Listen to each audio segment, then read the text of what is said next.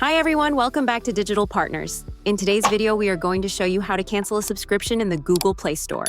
If this video is helpful, let us know in the comments, leave a like, and subscribe to our channel for more tutorials. Let's get started. First, open the Google Play Store on your Android device. Tap on your profile icon in the top right corner.